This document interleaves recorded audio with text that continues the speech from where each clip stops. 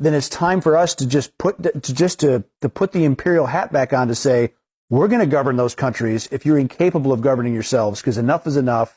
We're done being invaded. Because our own national security risk is at stake. Exactly. National security interests are at stake. You can say that about pretty much all of Africa. They're incapable of governing themselves and benefiting their citizens because the governments there are all about looting and pillaging and lining their pockets and going shopping in Paris instead of actually making their country better. People on the left are going to watch this. They're going to say, wait a minute, Erik Prince is talking about being a colonialist again. Absolutely. The audacity. I don't blame him. I blame our government. I blame Akufo-Addo, Tinubu, Faure Gnassingbé in Togo, the Cameroon president, the Congolese government, Ruto of Kenya, and the rest. I blame all of them. You just heard what this man said.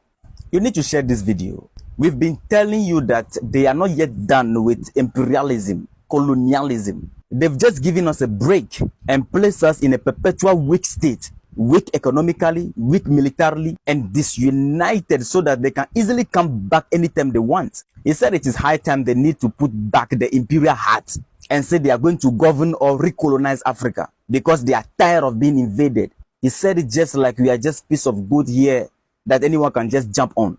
And he gave out his reason.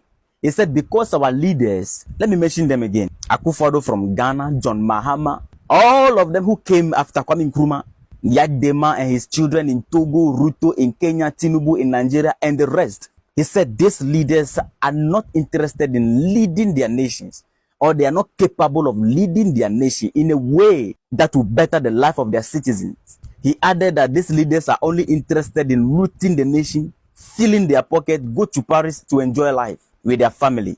Look at how African leaders have become object of disgrace, an instrument of shame to the rest of the world, to the extent that this one is calling on his people to come back to recolonize us or to regovern us. First of all, let me reply this guy first before I turn to our leaders. When you people came to this continent, you did not see nations. You saw kingdoms. Then you turned these kingdoms into nations. There were solid governance system here before you came. You turned it into political system.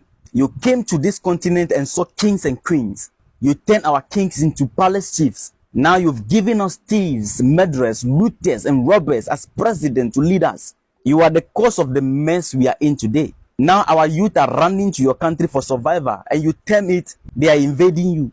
You've given us a constitution that protects thieves in government, constitution that protects wicked souls in leadership position. You've given us a system that put a young hungry man into prison for stealing sardine in the supermarket, but protect looters and robbers in government. A system that protects those who rob the nation on industrial scale, but send hungry citizens to prison because of sardines stolen in the market.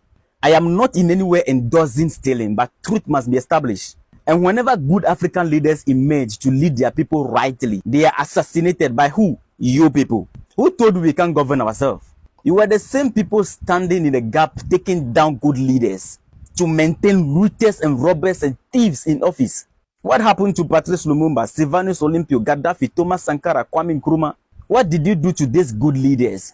And you are here blaming us for what you are responsible for. Listen, Africans, they are not yet done. That is why they are not allowing us to produce our own weapons. You see their military base surrounding us today. It is a gradual process to overpower us one day. Instead of few Africans to think the majority are in church preparing to go to heaven. What a sad reality of Africa.